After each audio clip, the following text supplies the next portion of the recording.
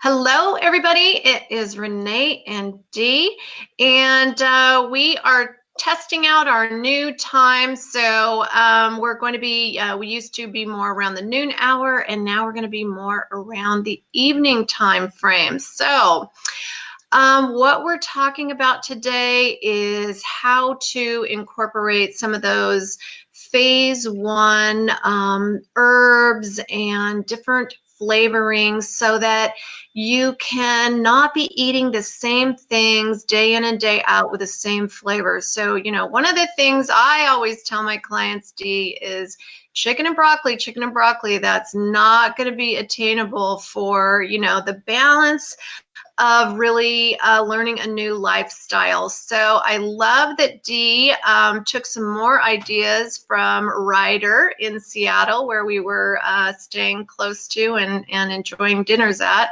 and created some more healthy, fresh recipes. So Dee, how are you today? I'm all right. How? So I'm coming from my hotel room here in Beverly Hills, and Dee is up in Red Cliff, Alberta. And so let's pop some of these. I know that your inspiration was chimichurri today. Yes, mint chimichurri. So one of the things that I really wanted to focus on today was, and you hit the nail on the head, we should not be eating the same thing every day, through every week, through any type of health journey. It's not long-term sustainability. It gets boring really fast, and you're not getting the vitamins and minerals and nutrients that you're going to need either just eating broccoli every day of your life. And that's just an example. But picture here is a fresh mint chimichurri. And it piqued my interest because it was an ingredient in the most fabulous kohlrabi salad that we had while we were at Seattle Super Weekend at a restaurant called Ryder's.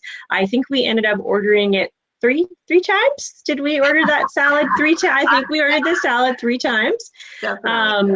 And it, you know, mint chimichurri. So there's different versions that you can make, but right now our local greenhouse is producing fresh mint, fresh parsley, fresh cilantro, lemon basil, Thai basil, dill. Like it's amazing what is out there, and all those fresh ingredients tie in with your seasoning on your phase one sheet, which very, very often gets forgotten about. We focus on pre-bottled salad dressings, pre-bottled sauces, and we forget about nature's foods to season all of our dishes. And so I made the mint chimichurri, and we're going to see it in 3 different recipes here today. So it on its own, you can adapt the recipe to make as much or as little as you want. You can add, and again, same with the oil, to control your serving sizes and make sure you get your daily oil allowance in.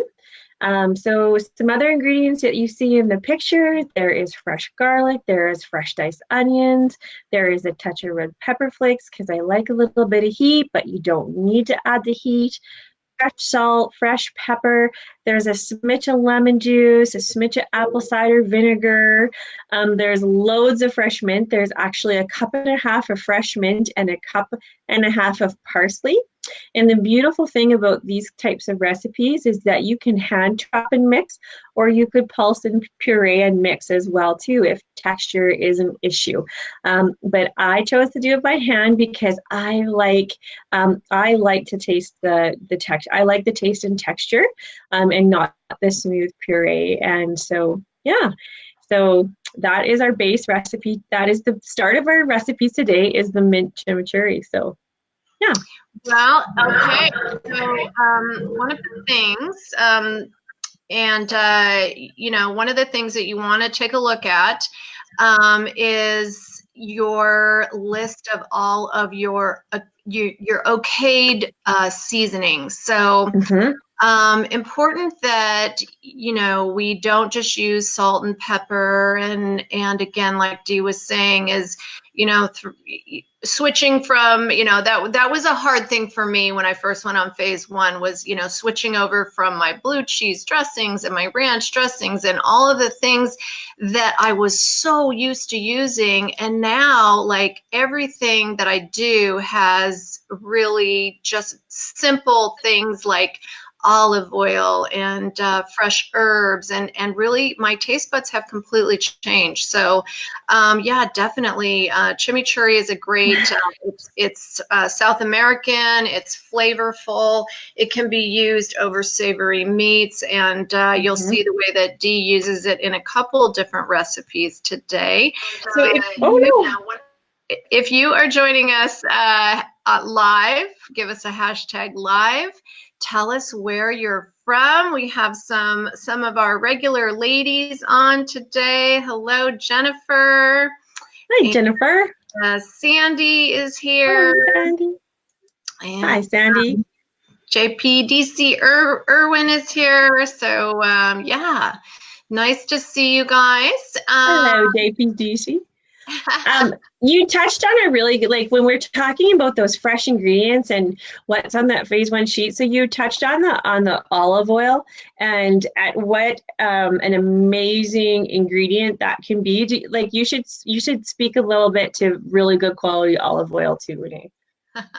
Well, you might think I'm crazy, but I love olive oil on a lot of different things, but I buy pretty expensive olive oil. So, you want it to be that first press, cold pressed.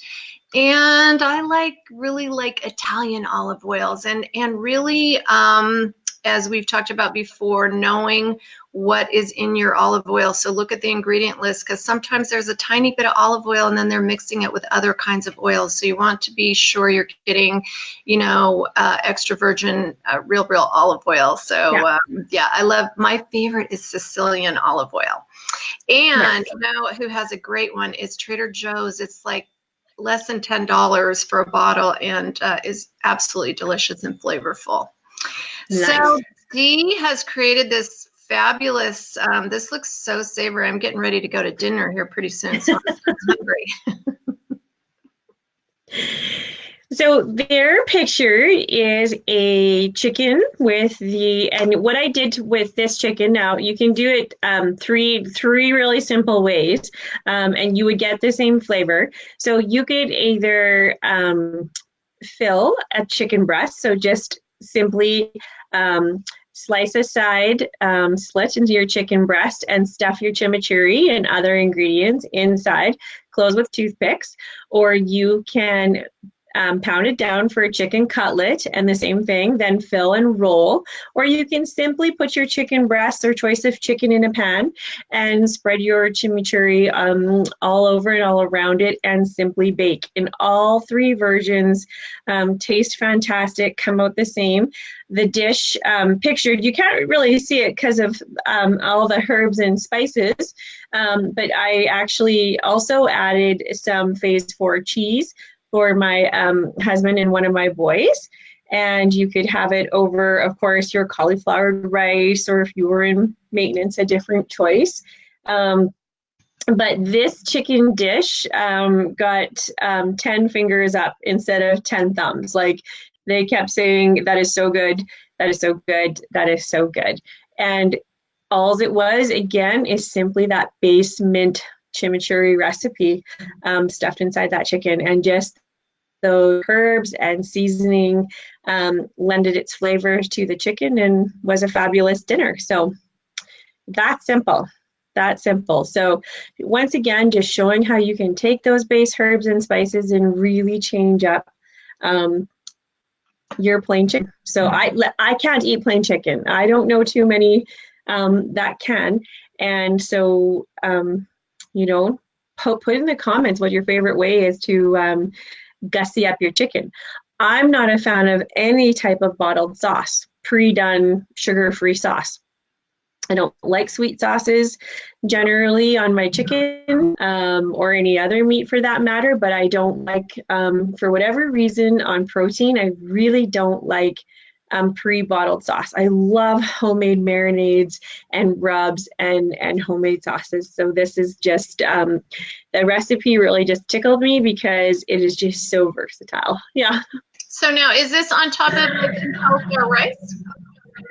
So actually that picture, guys, I'm going to be 100% honest with you. This was my husband's dinner plate, and that underneath there is real rice. So for phase 1, 2, and 3, I would use cauliflowered, rice cauliflowered. I had my chicken just over a bed of romaine. Okay. That day, but I ate it before I took a picture of it. And actually I had this big pretty bowl of the mint chimichurri, and I started using it before I took a picture. And so that's why at the start, you just got this tiny little picture of what was left because I only had like one serving of it left. So yeah, I had this big, beautiful bowl for a pretty picture. But then I started multitasking with my recipes, and I was like, dang it. And then I wanted to show you my pretty chicken, but I ate it. So this was a leftover. This was, he was out working in the garage, so he came in later to have his supper, and that is actually the only reason why we actually have a picture of the chicken. Okay, wow. Yeah. Somebody got hungry. All right.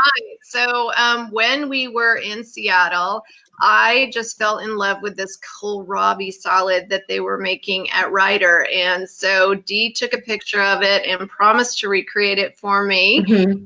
And so tell us what you did instead of, I know that there were some vegetables in here that certainly were not on phase 1. So tell us how you recreated this recipe. So in the original recipe, it has winter squash as their squash. And so let's talk about squash for a second. So it had squash and kohlrabi are your main 2 zoodled ingredients. So winter squash are a no in phase 1, 2, and you could have it as in phase 3 as a carbohydrate if you chose. But for phase 1 and 2, we have to stay away from the winter squashes. And it's a combination of many, many things. One, that as you go on your journey, or if you're a coach or a clinic owner, it's really, really good to become familiar with vegetables that are naturally high in sugars, naturally high in carbohydrates, and even though some of them may not have a high glycemic index or glycemic load, how the starch and carbs are used within our body don't make them a good choice for any actual weight loss phase. So in this base salad, that one did have winter squashes. They are typically firmer. They have a harder outside shell. You usually will have to peel them. You only use the insides. Very sturdy. And of course, in the original version of this salad, very, very pretty. So what I had wanted to find you was actually some yellow summer squash to mimic it. But unfortunately, I could not find any yellow squash in our city. And that's one of my favorite things to do is bebop from grocery store to grocery store to pick the best produce for my recipes. So pictured there is actually zoodled chayote, roasted chayote, and then fresh raw kohlrabi. So you have a roasted squash and then the raw peppery kohlrabi. And with that is paired roasted cumin and our chimichurri again. And this is the reason why I made the mint chimichurri, was to recreate this salad. And it is fabulous. It's just a really good salad. And the really neat thing about this too, gets talked about often too, 1 cup of squash zoodles into so many noodles. So it's really awesome. So if your eyes need volume, zoodling your squashes is an excellent way to present them. Great with cold sauces, great with hot sauces. But so this salad is a cold one, and with the roasted cumin and the mint chimichurri and the 2 different types of the roasted squash and then the raw kohlrabi, it's great taste and texture. So they really lend really nice to each other. And then 2, once you're in phase 4, if you have that favorite winter squash, then you can easily substitute it. And you could also throw on some nutritional yeast or your favorite cheese, or even a little bit of your favorite nuts if you are in phase 4. So this type of base salad, you could very easily extend it into a meal itself. So it's very good. So the one thing that I really loved about this salad was that the way that they had used the small zoodle. Now, were you able to find a small zoodler? I did. And it's Amazon. Oh, okay. All right. Yeah, I did. I did. You'll have to put the link in there, because what I loved about it was like the zoodles were small, which kept them kind of crunchy, because the kohlrabi itself was crunchy. Was the chayote still crunchy? Yes, really nice, and it spirals so beautifully. I actually have I should send it to you. I took a picture of the zoodled chayote because I was so excited. It was was such a nice combination of not only like the chimichurri itself is kind of crunchy because it's got some fresh onions in it and the fresh herbs and what have you, and then to actually, like, I'm looking at this picture and it looks so much like that salad. So it's super yummy, you guys. It's really good, and you know, if you're a visual, I'm very visual. I will sometimes judge things on how they look even before, like I might actually tell you that tastes good just because it looks good, and then I'll have to think about it. But the presentation of the very small zoodles it's a total game changer, because it's more compact, it's firm, it makes a lovely pile. Like I had measured out 1 cup of my chayote, and it just spiraled into a huge pile. And so if you're a hungry dieter, or if you visually need to see volume on your plate to feel satisfied, and it's totally okay if you're like that. It's absolutely, presentation can be very, very important. Being satisfied with your eyes is just as important as being satisfied with your tummy. So it's fantastic. So I will send you that picture. I should have sent it with it. Simple things get me excited sometimes, guys. Well, no, I mean, it's important to have simple, easy things to make. So if you guys are watching live, do us a favor and type in #live. And if you're watching in the replay, give us a #replay. But also, if you are interested in these recipes, remember, all you have to do is type the word newsletter. And if you're not subscribed to our newsletter, there's a 2-step process. You'll have to say yes first, and then click on the newsletter button in order to subscribe. So that way you get them every Monday. So, all righty. Dee was, she's, even since Easter, she's been talking about these deviled eggs. Tell us about them. Dee, are you there? Uh-oh. I think we don't have Dee here with us. All right, so well, I don't know how the deviled eggs are made, but Dee has been talking about them. So one of the great things about eggs is they're super, super versatile, and you are able to make them in so many different ways. So 3 eggs equals approximately 4 ounces of protein. And so what I like to do is, you know, each egg is about 1.5 ounces of protein per egg. And so if you are using your eggs as your protein, just think about, like, if you're making a salad, you can have a couple boiled eggs on your salad, and that's about 3 ounces of protein. That means you have 5 ounces of protein left for later. I don't know if you guys can hear me or if we're offline. We just I do see a picture Dee. of the deviled egg. Dee, are you there? Up Can you now, hear me? but we've lost Renee. I don't think. I'm gonna see if I can find her. Okay, tell us, you guys, who you're hearing. Are you hearing Dee or Renee?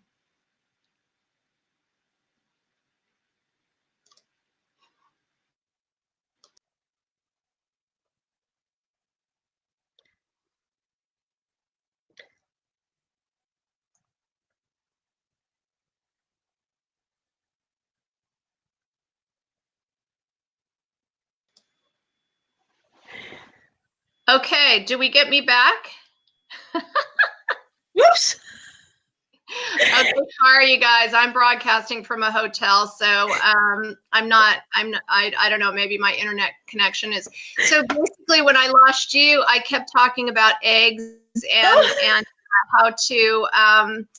how to basically, each egg is basically an ounce and a half. So, I was just describing, if you're using eggs as protein, it's about 3 eggs for 4 ounces of protein.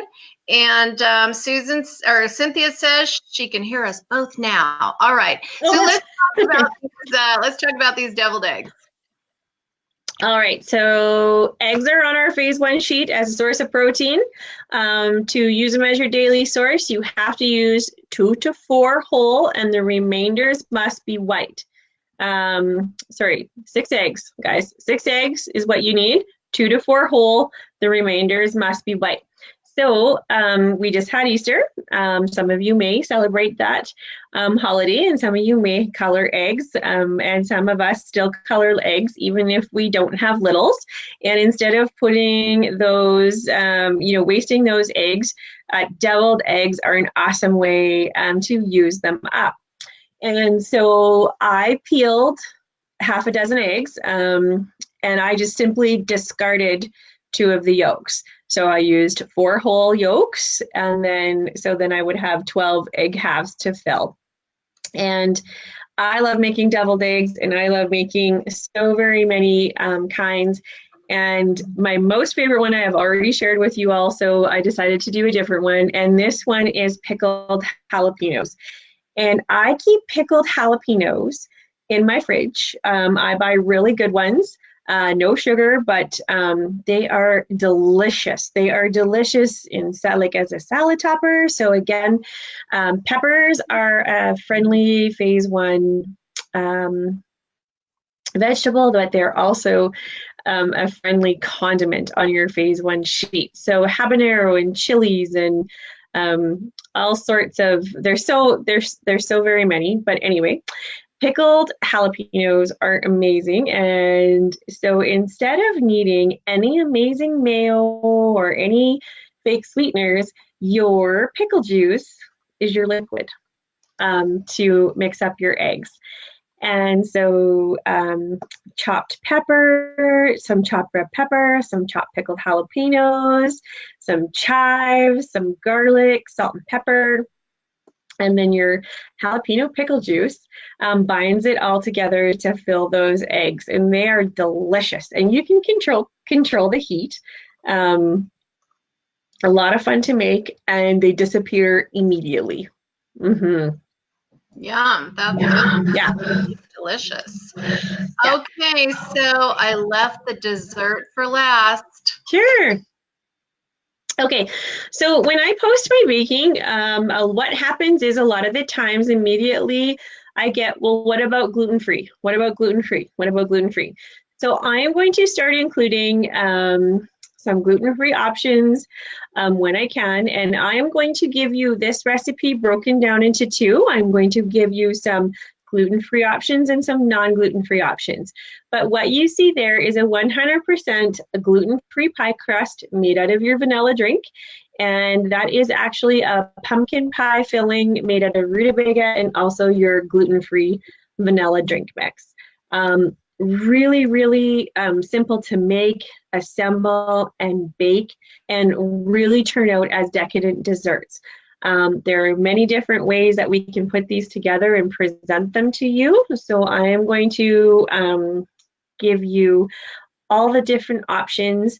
We are going to gather together. Mother's Day is coming up next. We're going to gather you up some Mother's Day menu ideas and options, things that you can choose, to build some fantastic menus if you are, whether you have a mom or a special auntie or a grandmother or any lovely lady in your life. Doesn't just have to be moms, but we want to give you some great ideas. And I'm a fan of giving alternatives to regular sweets and baking that might trigger people, that might lead them astray.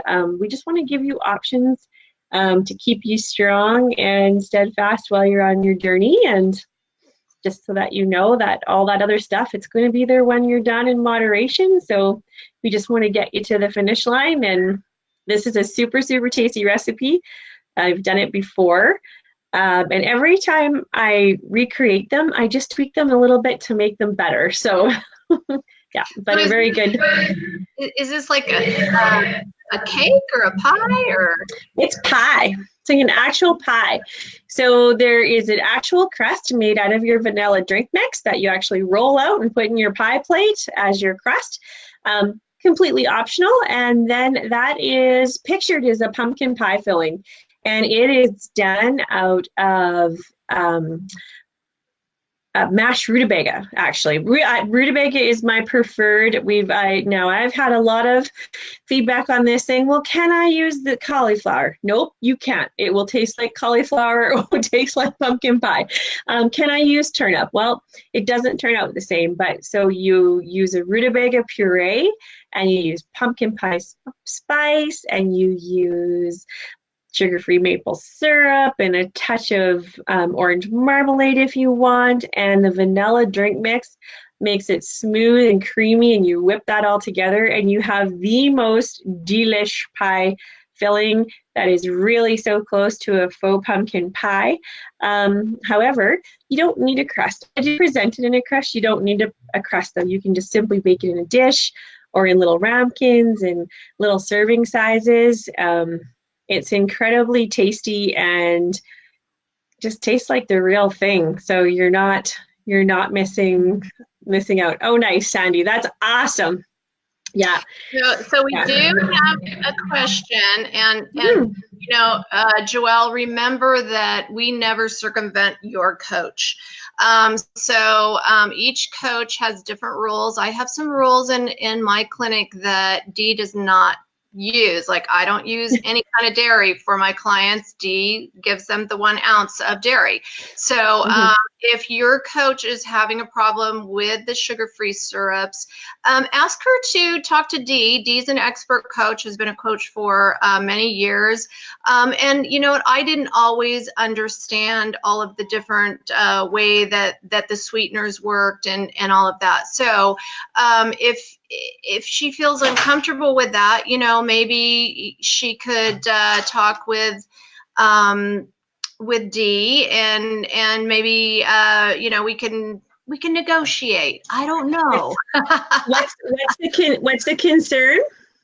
Well, her coach. Hey, honey, we're right in the middle of a video. Thanks, babe. That's my lovely. No. Well, we. Say hi to Pete, you guys. Hello. All right. So the question is, I have a question about last week's baking. My coach and I have a week-long argument about the Da Vinci syrups, and she says they're not on protocol. So let's just talk a little bit about, you know, we talk about this a lot, about the extras and the sweeteners and why they're okay in our minds.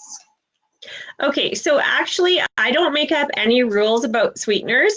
This comes from Mike Cial, straight at Super Weekends, and you are allowed a maximum of 4 sweeteners per day in your protocol. However, you have to understand what a sweetener is. And there's a lot of misuse of sweetener out there. And if you're clients, or if you're a client or a coach and you have stalls or your clients have stalls, it's the first thing to look at. We only allow true 0.0s in our clinic. We've had hundreds of dieters. We stock and use Da Vinci syrups. 1 fluid ounce of Da Vinci syrup, sugar-free syrup, is a serving. So it is a very, very generous amount versus a tablespoon or a teaspoon.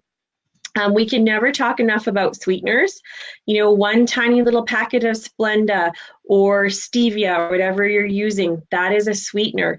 A stick of gum, whether it is pure gum or spry gum or whatever sugar-free gum, it is a sweetener. Any syrups, salad dressings, you know, even though they're 0.0s, sugar-free ketchup, sugar-free barbecue sauces, any Walden Farm that is sugar-free, each particular serving like whether it's a tablespoon or 2 tablespoons, it's a sweetener. So you really have to understand how to count that. There is no different. Splenda Da Vinci is no different than Walden Farms. It's the same. It's the exact same thing. However, if your coach isn't familiar with that product, she might be familiar with sugar-free Tyranny or sugar-free Skinny Girls. They can always send those tickets into scientific support to clarify that information. So you know what, Joelle, again, just like Renee said, but that's, I can't eat stevia. So stevia is not the only option out there for clients. There are many 000s. And you know what, maybe we can even get scientific to support to give us an official list of, you know, what ideal protein actually likes. I mean, that would be a wonderful thing. Right. You just we are being really careful about that the only 000s have sucralose or stevia because of the way that the body responds to them. So we are not talking about aspartame or equal sweet and low, those kinds of things, because the body responds to them in a different way. Yeah. And so they are, you know, sweeteners they're one of the first things to get abused. They really are. Sometimes it's just not enough education. Sometimes it's not understanding what a serving size is. You know, maybe you put 2 packets of stevia in your morning coffee, and then maybe you had salad at lunch and you put 2 servings of salad dressing on your salad. Well, Walden Farms, okay, there, you're maxed out for the day, and then maybe in the afternoon you mindlessly stuck 2 or 3 pieces of gum in your mouth. It can happen. Like, it's one of those things. That's why we talk about journaling and tracking and really knowing what you're doing. Maybe you get around to supper and you made yourself some rutabaga fries, and then you squeeze some sugar-free ketchup on that. Whoops, now you're really, so now you've had extra gum and you've had extra ketchup and you've had salad dressing and you used sweeteners in your coffee, and the FDA can put 000 on something and it's really 0.999. So it's a carb. So all those little carbs get together in their little carb army and ruin some success. So no coach out there is wrong with being leery about sweeteners. They really have to be tracked, and everybody has to be really mindful of their use. And you know, I have some days where I use absolutely no sweeteners at all, and the next day I might use all 4. And you have to journal, you have to track, you have to listen to your body. So my body doesn't appreciate stevia, while other bodies love it. So sometimes it's just what works for you. So we never pigeonhole and say only stevia is allowed or only sucralose is allowed. You know, it can be a preference, but sometimes it can also be on what your body tells you is not happy as well. So and when we're eating clean, especially in phase 1, it's really important to listen to our body and the cues that it gives us after ingesting things, especially fake sweeteners. So remembering that fake sweeteners are about 10,000 times sweeter than regular sugar. So we don't really want to be using a lot of these 000 products. And even in maintenance, they can cause triggers and cause us to crave things or to start up that sweet thing again that caused us a lot of problems in the beginning. So, wow, we've gotten off track here and gone over about 10 minutes, but we always love to share information with you guys and help your journey along. Next week, we're going to be talking about Mother's Day and sharing a really great Mother's Day menu with you. So we look forward to talking to you then. And Dee, have a great week. It's great. You too. All right, everybody.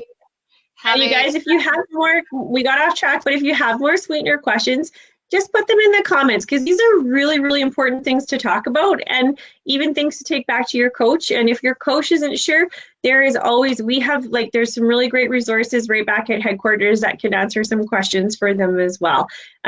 So we never want to steer you wrong, but we want to give you lots of options. All right, everybody. Bye-bye.